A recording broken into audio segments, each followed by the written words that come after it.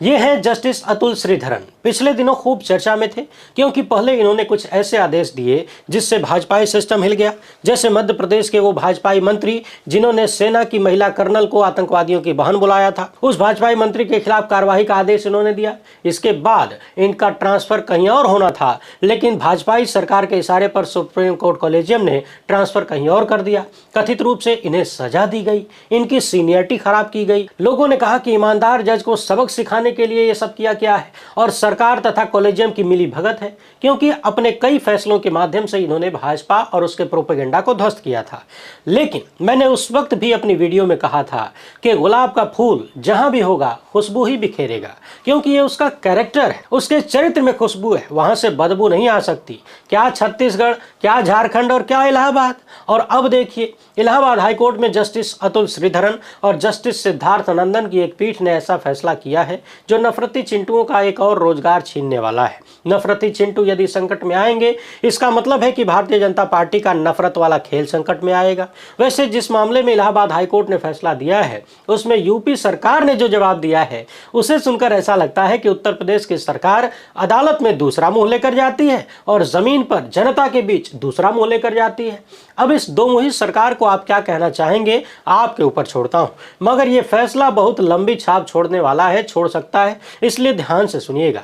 उधर पश्चिम बंगाल की मुख्यमंत्री ममता बनर्जी ने फिर से सुप्रीम कोर्ट का रुख किया है और कह रही हैं कि एसआईआर छोड़िए, जो पुरानी लिस्ट है पहले वाली, उसी के हिसाब से वोटिंग होनी चाहिए। और तो और मुख्य चुनाव आयुक्त ज्ञानेश कुमार से काली शॉल ओढ़कर मिलने गई थी और मिलने के बाद बाहर आकर चुनाव आयुक्त ज्ञानेश कुमार का जैसा चरित्र चित्रण इन्होंने किया है ना, उसको जरा ध्यान से सुनिएगा। यह भी इतिहास है अपने आप में। सबसे पहले अपनी स्क्रीन पर इस खबर को देखिए और एकदम आसान भाषा में कहानी बता रहा हूं, सुनते जाइए। दरअसल दो चैरिटेबल ट्रस्ट हैं जिन्होंने इलाहाबाद हाईकोर्ट में याचिका दायर किया था और कहा था कि ये लोग अपने क्षेत्र में यानी अपने परिसर में धार्मिक पूजा स्थल बनाना चाहते हैं, लेकिन सरकार से जब अनुमति मांगने के लिए इन्होंने आवेदन किया तो सरकार उस अनुमति के आवेदन पर कोई कार्रवाई ही नहीं कर रही है, न तो परमिशन दे रही है और न ही परमिशन देने से मना कर रही है। यानी ये दोनों ट्रस्ट अपनी जमीन पर अपने परिसर के भीतर धार्मिक स्थल बनाना चाहते थे, इसके लिए सरकार से परमिशन मांग रहे थे, लेकिन सरकार न तो हाँ कर रही है न तो ना कर रही है। इसके बाद ये लोग पहुंचे इलाहाबाद हाईकोर्ट और इलाहाबाद हाईकोर्ट में जस्टिस अतुल श्रीधरन और जस्टिस सिद्धार्थ नंदन की पीठ ने इस मामले की सुनवाई की। मगर इससे पहले कि इलाहाबाद हाईकोर्ट की बातें सुने, उत्तर प्रदेश की सरकार ने हाईकोर्ट में जो कहा है उसको सुनिए। यूपी सरकार का कहना है कि अनुच्छेद संख्या 18 प्रासंगिक है। इसमें स्पष्ट रूप से कहा गया है कि याचिकाकर्ता को अपने निजी परिसर में धार्मिक प्रार्थना सभा आयोजित करने पर कोई प्रतिबंध नहीं है। यह भी कहा गया है कि राज्य के सभी निकायों द्वारा पूरे प्रदेश में सभी नागरिकों को धर्म या किसी अन्य आधार पर भेदभाव किए बिना कानून का समान संरक्षण प्रदान किया जाता है। यानी इलाहाबाद हाईकोर्ट में उत्तर प्रदेश की सरकार ने कहा है कि जो लोग हाईकोर्ट पहुंचे हैं वो भी और राज्य का कोई भी व्यक्ति हो, चाहे किसी भी धर्म का हो, किसी समुदाय का हो, सबके लिए यहाँ कानून बराबर है और अपने निजी परिसर में धार्मिक प्रार्थना सभा आयोजित करना ये सब उनका अधिकार है। कहीं पर कोई प्रतिबंध नहीं है और जब प्रतिबंध नहीं है तो काहे की अनुमति।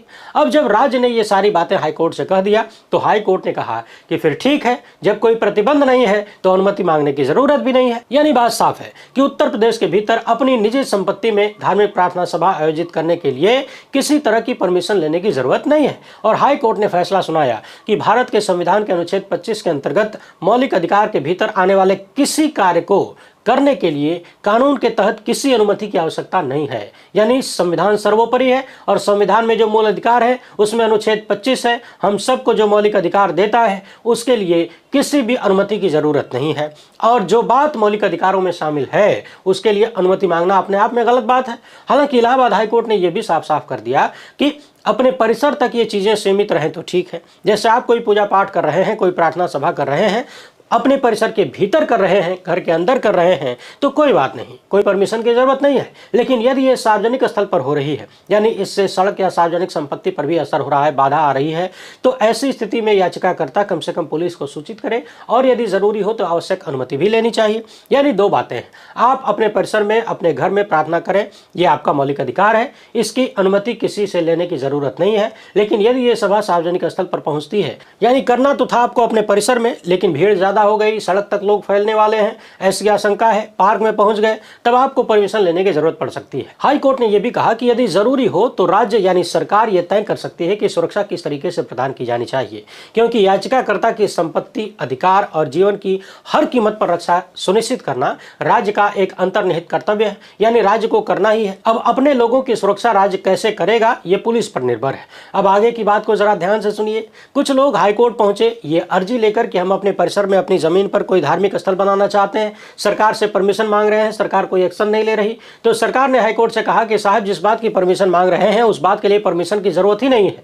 तो इलाहाबाद हाईकोर्ट ने कहा कि ये तो आपका मौलिक अधिकार है, आप अपनी जमीन पर, अपने घर में, अपने परिसर में कोई भी धार्मिक सभा या प्रार्थना सभा आयोजित कर सकते हैं, इसके लिए किसी अनुमति की जरूरत नहीं है। बस इतना रहे कि घर का मतलब घर में रहे, परिसर का मतलब परिसर में रहे, बाहर न फैल जाए। सार्वजनिक संपत्ति को अगर प्रयोग कर रहे हैं तो परमिशन ले लीजिए या कम से कम पुलिस को सूचना दे दीजिए, तभी तो पुलिस आपको सुरक्षा देगी। अब इन दोनों बातों को अपने दिमाग में बिठा लीजिए।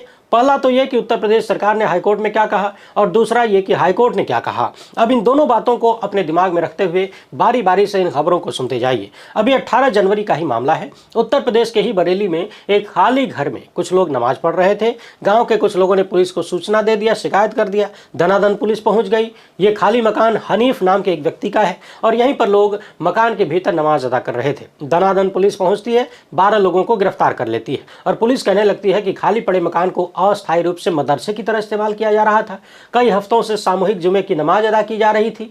जब ये जानकारी हमें मिली तो हमने एहतियातन कार्रवाई किया। 12 लोगों का शांति भंग की धाराओं में चालान किया गया, मजिस्ट्रेट के सामने पेश किया गया और वहां से इन्हें जमानत मिल गई। 3 आरोपी फरार हो गए। पुलिस उनकी तलाश कर रही है। पुलिस अधिकारियों ने यह भी कहा कि बिना परमिशन के नई धार्मिक गतिविधियां आयोजन करना कानून का उल्लंघन है। भविष्य में इस तरह की गतिविधियों पर सख्ती से कार्रवाई की जाएगी। पुलिस ने यह भी कहा कि नमाज पढ़ने वाले लोगों से जब हमने लिखित परमिशन या दस्तावेज मांगे तो इनके पास कोई कागज नहीं था, यानी इन लोगों ने कोई परमिशन नहीं लिया था।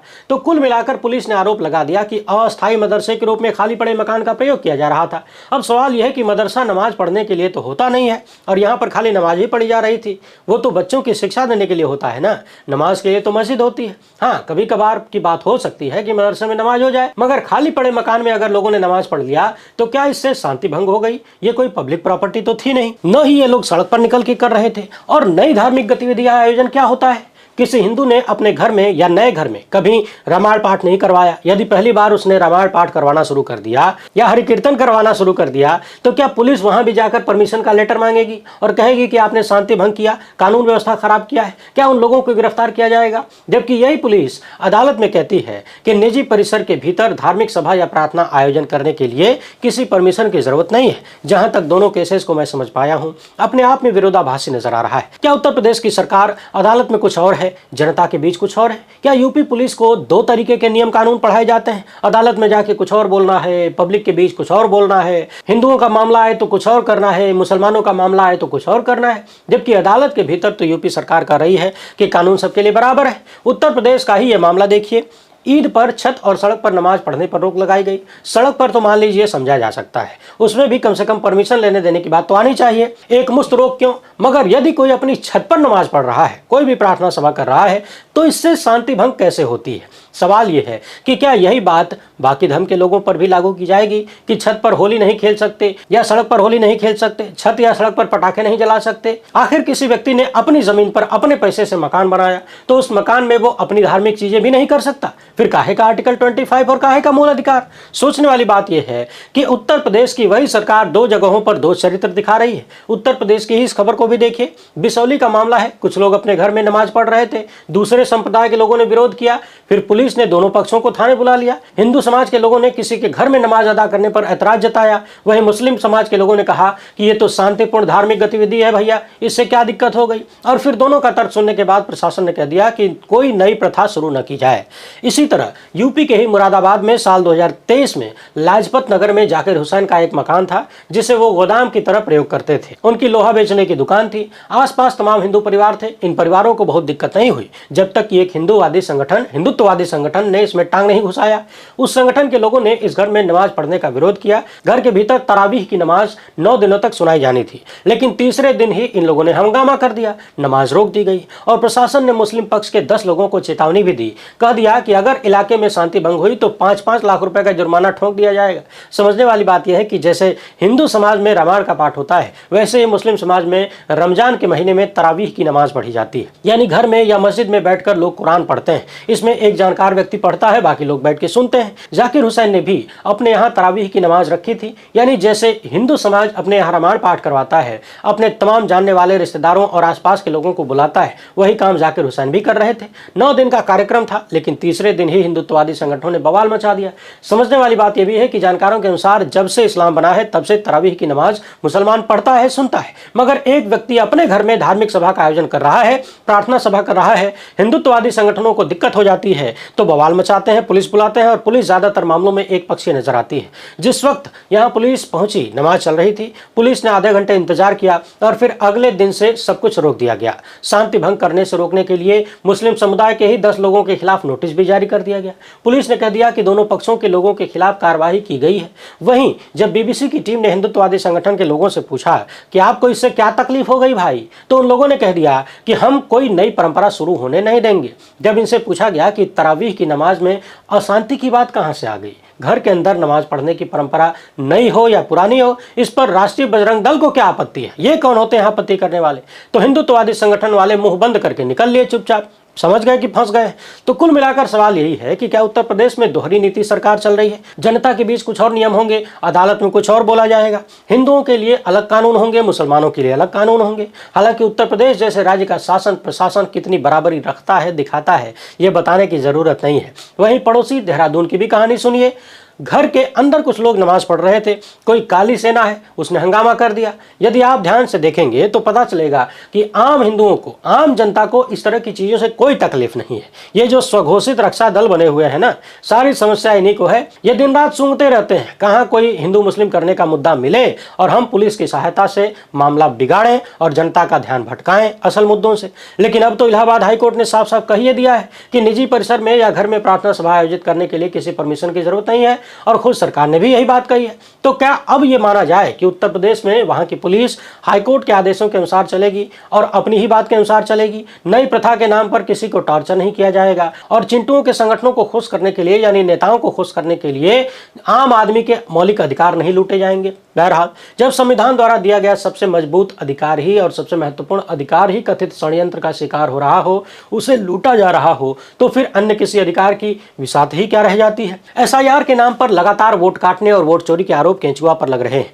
इसी बीच पश्चिम बंगाल की मुख्यमंत्री ममता बनर्जी ने चुनाव आयोग को कई पत्र लिखे, बीजेपी पर लगातार हमलावर है और अब उन्होंने सुप्रीम कोर्ट में याचिका दायर किया है। इस याचिका में कह रही है कि पश्चिम बंगाल का जो विधानसभा चुनाव होने वाला है वो जो पुरानी वाली यानी मौजूदा वोटर लिस्ट है उसी से होना चाहिए, एसआईआर वाली लिस्ट से नहीं, क्योंकि एसआईआर में लाखों वोटरों के नाम काट दिए गए हैं या नाम काटने का खतरा है और इसके कारण चुनाव में लेवल प्लेइंग फील्ड यानी समान अवसर नष्ट हो जाता है। इस याचिका में चुनाव आयोग दूसरा पक्ष है। ममता बनर्जी का कहना है कि एसआईआर की प्रक्रिया बहुत तेजी से की गई, बिना पर्याप्त सुरक्षा उपायों की गई, इसमें ओरिजिनल वोटरों के नाम काटने की घोर आशंका है। इसी बीच पश्चिम बंगाल की मुख्यमंत्री ममता बनर्जी एसआईआर के खिलाफ काली शॉल ओढ़कर दिल्ली में मुख्य चुनाव आयुक्त ज्ञानेश कुमार से मिलने भी पहुंची थी और उनके साथ एसआईआर से प्रभावित 13 परिवार भी थे, टीएमसी के नेता भी थे, यानी वो 13 परिवारों को लेकर गई थी जिनके नाम एसआईआर में काट दिए गए। एक तरफ चुनाव आयोग के अधिकारियों ने कहा कि ममता ने अपने मुद्दे ज्ञानेश कुमार को बताए लेकिन उनकी बात सुने बिना ही नाराज होकर चली गईं। दूसरी तरफ बंगाल की मुख्यमंत्री का कहना है कि मैं बहुत दुखी हूं, मैं दिल्ली की राजनीति में लंबे वक्त से सक्रिय हूं, मैंने आज तक ऐसा अहंकारी और झूठा चुनाव आयोग नहीं देखा। ज्ञानेश कुमार ऐसे बात करते हैं जैसे वो कोई जमींदार हो और हम उनके नौकर। ज्ञानेश कुमार ने हमारा अपमान किया है, यानी एक मुख्यमंत्री का अपमान किया है, हमें शर्मिंदा किया है। हमने कहा आपके पास भाजपा की ताकत है, हमारे पास जनता की ताकत है, और मैंने बैठक का बायकॉट कर दिया। थोड़ी देर बाद ममता बनर्जी ने अपनी पार्टी मुख्यालय में कहा कि चुनाव आयोग भाजपा के दलाल की तरह काम कर रहा है। फिर से सुन लीजिए, चुनाव आयोग के मुखिया ज्ञानेश कुमार एक राज्य की चुनी हुई मुख्यमंत्री को अपमानित करते हैं और वो मुख्यमंत्री आकर कहती हैं कि ये चुनाव आयोग भाजपा का दलाल है। ममता बनर्जी ने कहा कि मैंने चुनाव आयुक्त ज्ञानेश कुमार से साफ साफ कह दिया कि उनकी कुर्सी का सम्मान करती हूं, क्योंकि कोई भी कुर्सी हमेशा के लिए नहीं होती, एक दिन उस उसको जाना ही होगा। बंगाल को क्यों निशाना बनाया जा रहा है? इन लोगों ने 58 लाख लोगों के नाम वोटर लिस्ट से काट दिए हैं और अपना बचाव करने का मौका तक नहीं दिया। ये चुनाव आयोग नहीं, बीजेपी के IT सेल है। वैसे ममता बनर्जी ने जो आरोप लगाए हैं कि मीटिंग के भीतर जो हुआ उसमें बहुत सारी ऐसी चीजें हैं जो साफ साफ दिखाती हैं कि ज्ञानेश कुमार खुद को देश का मालिक समझते हैं। ऐसे बात करते हैं जैसे सुनने वाले उनके सब अधीन हैं, उनके गुलाम हैं। ज्ञानेश कुमार को यह ताकत कहां से मिलती है, यह आप सबको पता है। जबकि अमृतकाल के कुछ चुनाव आयुक्तों को छोड़ दिया जाए तो पहले के चुनाव आयुक्त जनता के प्रति यानी आपके प्रति जवाबदेह थे, सवालों के जवाब देते थे, किसी को हड़काते धमकाते डराते नहीं थे। और हाँ, झूठ तो बिल्कुल ही नहीं बोलते थे। जिस तरीके से ज्ञानेश कुमार झूठ पर झूठ बोलते जाते हैं, ये बात मैं पिछले कई महीनों से कह रहा हूं।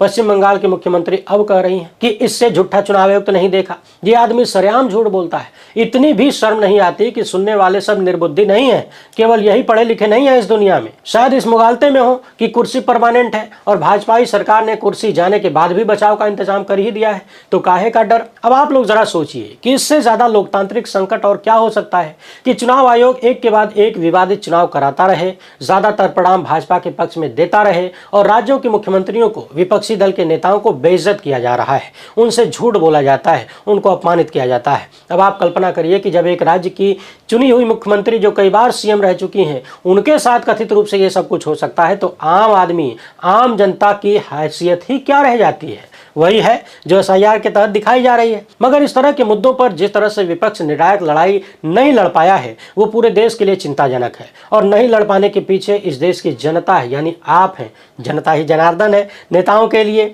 जनार्दन का ही वोट काटा जा रहा है और जनार्दन से पूछा जा रहा है कि ए जनार्दन, तुम जनार्दन हो, इसका कागज दिखाओ। बाकी टेंशन मत लीजिए, यही तो अमृतकाल है। वीडियो पसंद आई हो तो ज़्यादा से ज़्यादा लोगों तक पहुंचाएं। पहली बार है तो चैनल को सब्सक्राइब कर लीजिए। हमसे जुड़ने के लिए बहुत बहुत धन्यवाद। जय हिंद।